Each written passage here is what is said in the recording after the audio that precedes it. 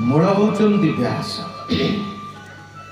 वेदांत लिखिचंती व्यासदेव केतेबेले युवक अवस्थारे।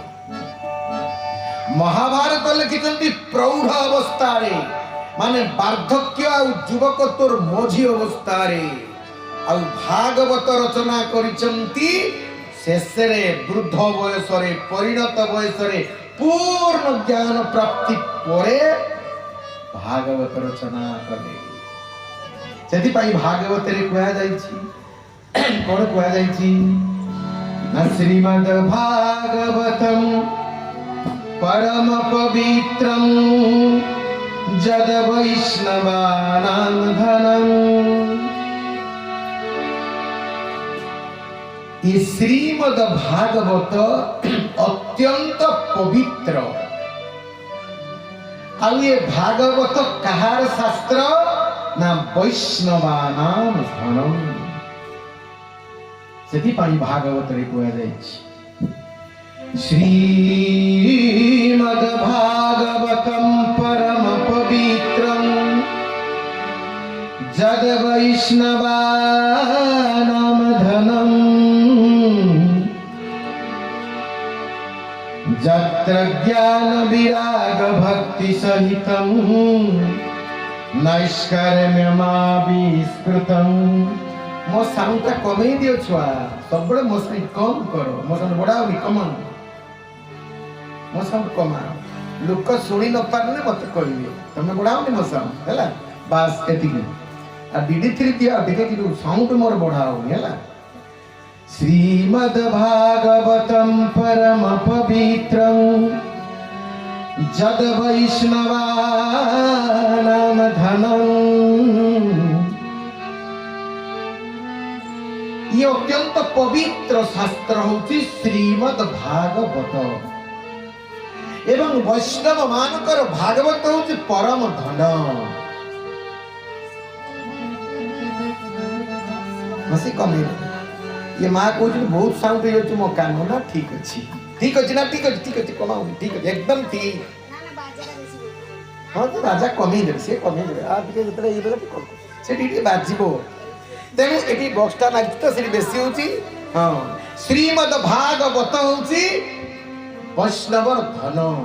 एतिरे अछि कोन न जत्र ज्ञान विराग भक्ति सहितं नैष्कर्म्यं माविष्कृतं। एतिरे अछि तीनटा जिनिस एक ज्ञान दुई वैराग्य तीन भक्ति। ये तीनोटी तत्व विषय आलोचना कराई भागवत रे। आ गोटे चतुर्थ कथा आलोचना करा जायछि कोन ना नैष्कर्म्यं माविष्कृतं। निष्काम तत्व निष्काम कर्म निष्काम भक्ति विषय आलोचना कराई चतुर्थ तत्व भागवत। एवं एही भागवत को जदि केही श्रवण करे पठन करे बा कहे तीन जनकर कल्याण हो जाए। तीन जनकर कल्याण हो जाए। आम ओडिया रे जगन्नाथ दास लिखिचंती भागवत को अनुवाद करिछन एक्यूरेट केही भारत वर्ष रे एक्यूरेट अनुवाद करिनी। प्रथमे जगन्नाथ दास अनुवाद करिछंती प्रथम भारत रे एवं लिखिचंती भागवत रो प्रथम अध्याय 1 नंबर श्लोक अनुवाद देकी लिखिचंती 1 नंबर 2 नंबर श्लोक अनुवाद करिचंती ए भागवत रे नहीं ये भागवत रे नहीं ये धर्म मत स्टूल भागवत रे मिलिबनी गीता प्रेस रो भागवत किनिबे सेइतरे नंबरिंग कराइची एई पद एई श्लोकर अर्थ एई पद एई श्लोकर अर्थ पूरा टू द पॉइंट लिखचंती जगन्नाथ दास। एवं से जगन्नाथ दास कहते ये भागवत होची अत्यंत पवित्र एवं भागवत को परम शास्त्र बोली कहा जाय। परम मान श्रेष्ठ ये परम शास्त्र से भागवत लिखाई कौन लिखाई परम शास्त्र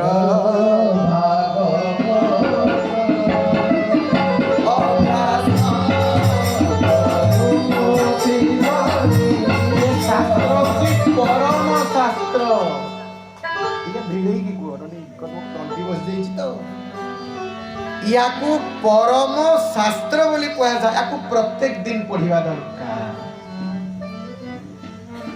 परम शास्त्र भागवत अभ्यास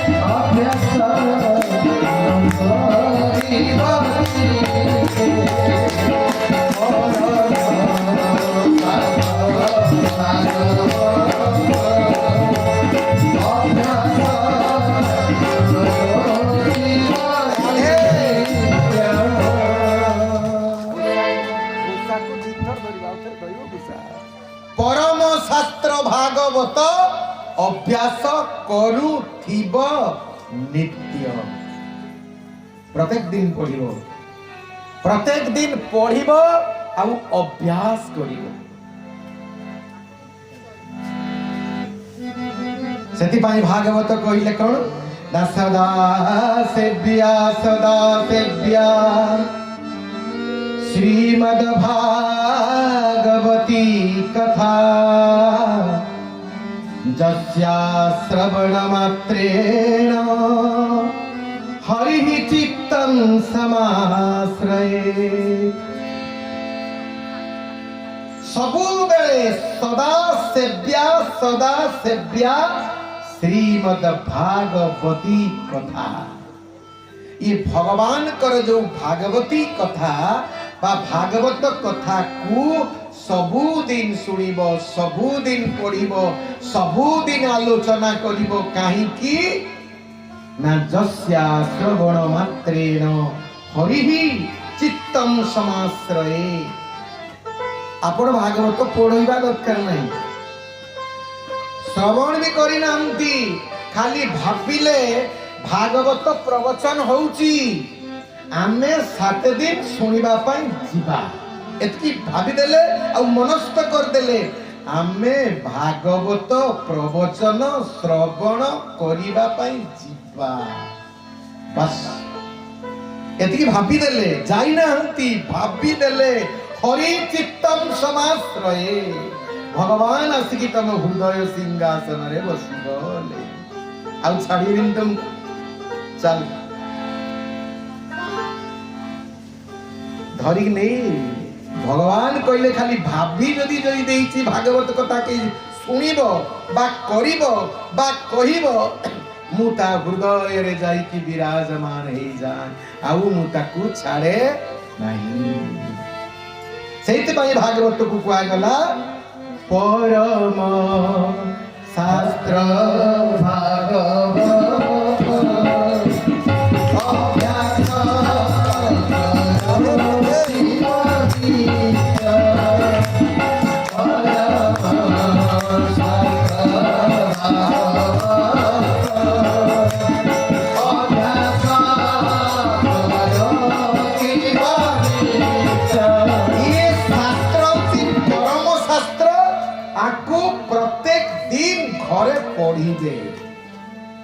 अध्याय पढ़िबे अध अध्याय पढ़िबे गोटे पृष्ठा पढ़िबे 4 लाइन पढ़िबे गोटे 2टा लाइन पढ़िबे एमती गोटे अध्याय पढ़ा जीवो तार किछि माने नुहे भागवत शेष करा जाए मन देखिए शुणु किए किए भागवत पढ़ती हाथ टेकिले घरे बंगला भागवत ना उड़िया हैं उड़िया बंगला ठीक अच्छे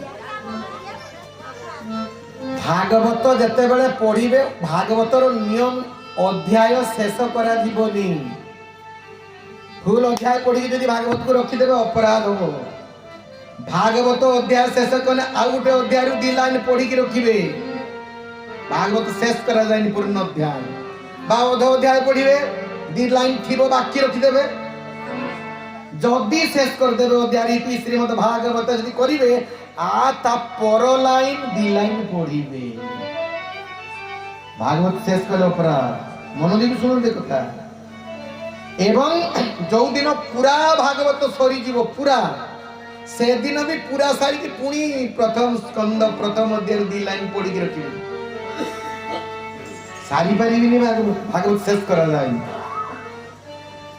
सब बेले बाकी रही बुझिल तेणु या कह जाए परम शास्त्र भागवत अभ्यास करुथिबो नित्य पुणी कौन कहगला ना तर्क पाषाण्ड शास्त्र अभ्यास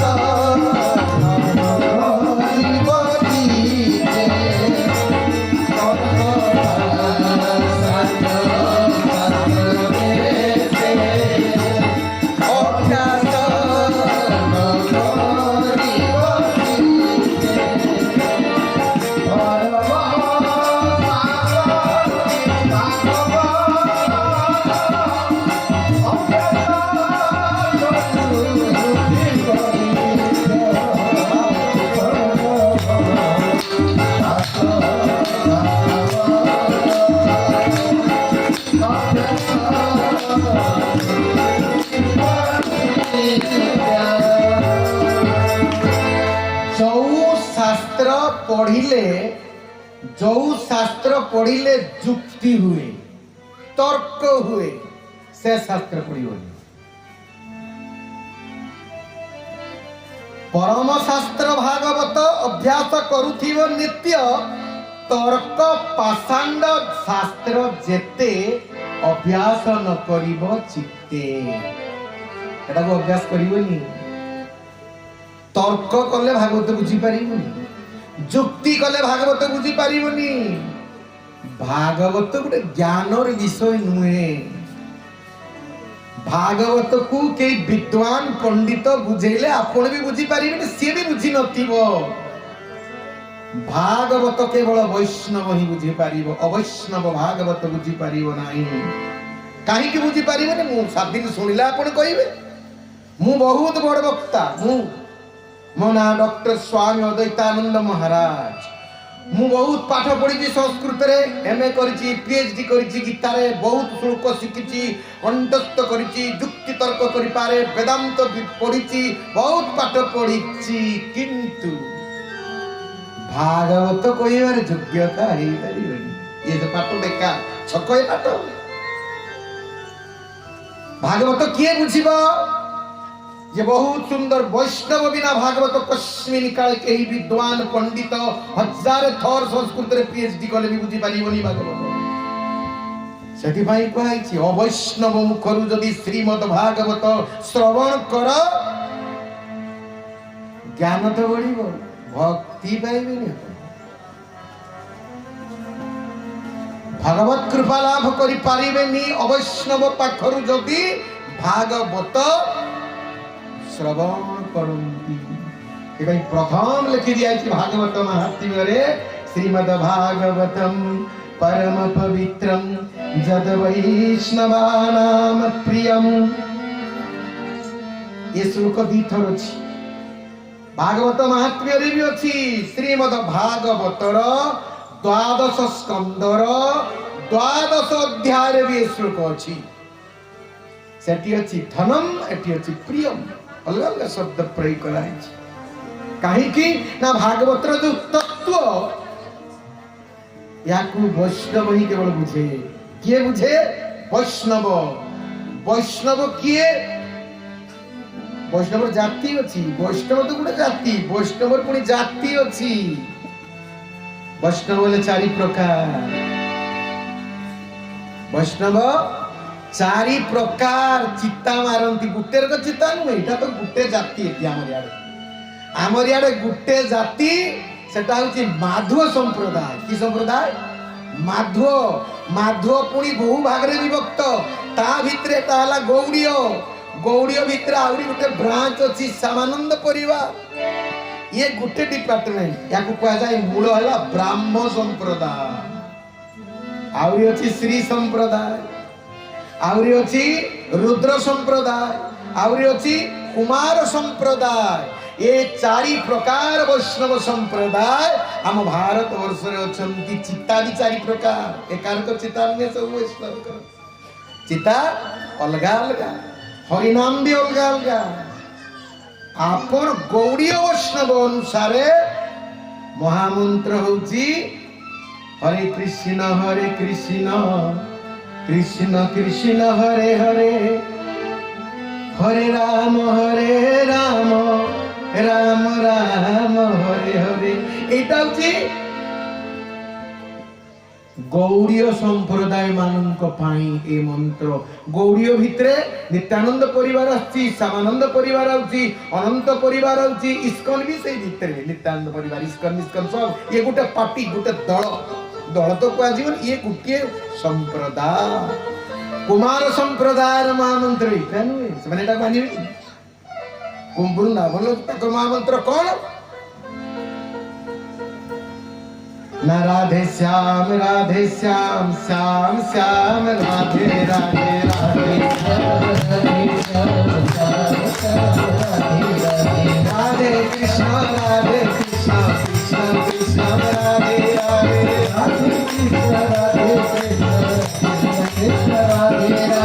এইটা হচ্ছে কুমার সম্প্রদায়ের মন্ত্র। 4 সম্প্রদায়ের 4 প্রকার মন্ত্র, 4 প্রকার চিত্তা, 4 প্রকার উপাসনা বিধি।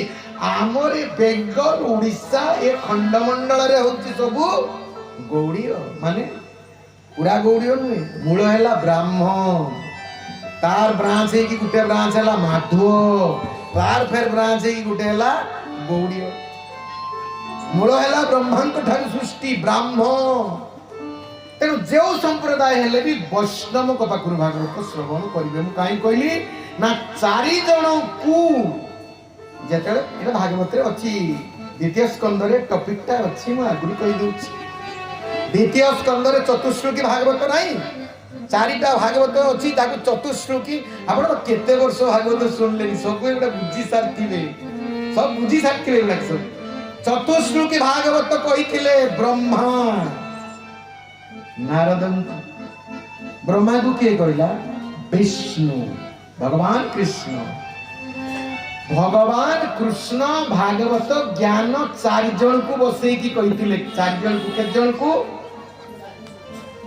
1 ବ୍ରହ୍ମା, 2 ଶିବ, 3 ଲକ୍ଷ୍ମୀ, 4 ଶରତ କୁମାର। এই 4 জনক পাখରୁ 4 প্রকার ভাগবত সম্প্রদায় বা বৈষ্ণব সম্প্রদায় সৃষ্টি ହେଇଛି। ଗୋଟେ ହେଲା ବ୍ରାହ୍ମ ସମ୍ପ୍ରଦାୟ, ଗୋଟେ ହେଲା କୁମାର ସମ୍ପ୍ରଦାୟ, ଗୋଟେ ହେଲା ରୁଦ୍ର ସମ୍ପ୍ରଦାୟ, ଗୋଟେ ହେଲା ଶ୍ରୀ ସମ୍ପ୍ରଦାୟ। এই যে এরকম তিলক মারিকি সিন্দুর, ইয়ে ହେଲା শ্রী সম্প্রদায়ের বৈষ্ণব। শ্রী সম্প্রদায় পুଣି 2 ভাগରେ বিভক্ত, রামানন্দী সাহু, রামাহুতি, ତାଙ୍କର ବି ଅଲଗା ଅଲଗା ଫେରେଇଛି। ତେଣୁ ଯିଏ ଯୋଉ ସମ୍ପ୍ରଦାୟ ହଉ ସମସ୍ତେ ହେଲେ ବୈଷ୍ଣବ। ଉପାସ୍ୟ ବିଷ୍ଣୁ, ଉପାସ୍ୟ ହେଲେ ଭଗବାନ କୃଷ୍ଣ। ବିଷ୍ଣୁ ବା ବିଷ୍ଣୁଙ୍କର ଯେତେ ଅବତାର ଭିତରୁ କୌଣସି ଏକ ଅବତାରକୁ ଯିଏ ଉପାସନା କରେ ସେ ବୈଷ୍ଣବ। ସେ କୃଷ୍ଣ ହେଇପାରେ, ରାମ ହେଇପାରେ, ନରସିଂହ ହେଇପାରେ, ବରାହ ହେଇପାରେ। ଭଗବାନଙ୍କର ଯେତେ ଅବତାର ଅଛି, এই অবতার ମାନଙ୍କ ভিতରୁ ଗୋଟିଏ ଅବତାରକୁ କେହି ଯଦି ଭକ୍ତି କରେ, ସେଇ ଭକ୍ତି ଅନୁସାରେ ଧାରାରେ ଭଜନ କରେ, ସାଧନ କରେ, ତାକୁ କୁହାଯାଏ ବୈଷ୍ଣବ। ଖାଲି ଗୋଟେ ପ୍ରକାର ବୈଷ୍ଣବ ନା, ଯିଏ ବୈଷ୍ଣବ ହେଲେ ବି ସବୁବେଳେ ବୈଷ୍ଣବଙ୍କ ପାଖରୁ ଭାଗବତ ଶ୍ରବଣ କରିବେ। ଯେତେବେଳେ ଆମର ଏଠି ନାହିଁ, ଯେତେବେଳେ ବି ଆପଣ ଭାଗବତ ଶ୍ରବଣ କରିବେ ପାଖାପାଖି ଯଦି ବକ୍ତା ଦରକାର ରାଇ ବାବା ଅଛନ୍ତି, ତାଙ୍କ ପାଖରୁ ଶ୍ରବଣ କରିବେ। ସେ ବୈଷ୍ଣବ, ଶାନ୍ତ ସରଳ ଭାରି ବଢିଆ ବୈଷ୍ଣବ। ସିଏ କହିଲେ ବଢିଆ, ନହେଲେ ଚାଲିଗଲେ ମୋ ମୈତ୍ର ଥିଲେ ଅଦ୍ୱୈତ ବାବା, ଚାଲିଗଲେ। ଏବେ ଚାଲିଗଲେ। ଆମର ଏଇ ଶିଷ୍ୟ ମାନେ ସବୁ ବସୁଛନ୍ତି। ଆରଥର ଆସିଥିଲି 2 ମାସ ତଳେ ଆମେ କଥା ହଉଥିଲେ ତାଙ୍କ ଗାଁକୁ ଯାଇକି ସେଇ ଅଦ୍ୱୈତ ବାବାଙ୍କ କଥା। ମତେ କହିଲେ ମୈତ୍ର ମୁଁ ଆଉ ବେଶୀ ଦିନ ନୁହେଁ। ମୁଁ ଯାଇକି ପହଞ୍ଚିଲି, ବାବୁ ମାନେ ସବୁ ଯାଇ ତାଙ୍କ ସାଙ୍ଗରେ ବହୁ କଥା ହେଇ ମେଡିକାଲ ଯିବା ଚାଲୁ। କହିଲେ ମୁଁ ମେଡିକାଲ ଯିବିନି ନା, ମୁଁ କହିଲି ଟେଷ୍ଟ କରିବା ଆପଣଙ୍କର କଣ ହେଇଛି। କହିଲେ ନା ମୁଁ ଏଇଠି ମରିବି, ଭକ୍ତକୁ ଦେଖି ଦେଖି ଚାଲିଗଲି। ଅନେକ ବୈଷ୍ଣବ ଅଛନ୍ତି, ଇସ୍କନର ବି ବହୁତ ବୈଷ୍ଣବ ମାନେ ଆସୁଛନ୍ତି, ତାଙ୍କ ପାଖରୁ ଶ୍ରବଣ କରିବେ। ଗୌଡୀୟ ମିଶନର ଯୋଉ ବୈଷ୍ଣବ ମାନଙ୍କ ପାଖରୁ ଶ୍ରବଣ କରିବେ, ଯେକୌଣସି ବୈଷ୍ଣବ। ଆଉ ଏ ମିଶନ ବାଦ, ଗୌଡୀୟ ବାଦ, ରାମାଉତି ସାମାନନ୍ଦ, ଯେକୌଣସି ବୈଷ୍ଣବ ପାଖରୁ ଶ୍ରବଣ କରିବେ। ହୁଏତ ସେ ବୈଷ୍ଣବ ଠିକ କହୁନଥିବ, ହୁଏତ ସେ ବୈଷ୍ଣବ ଏତେ ଶ୍ଲୋକ ଶିଖିନଥିବ, ଏତେ ସୁନ୍ଦର ଗୀତ ଗାଇ ପାରୁନଥିବ, କିନ୍ତୁ ତାରି ପାଖରୁ ଶ୍ରବଣ କଲେ କଲ୍ୟାଣ।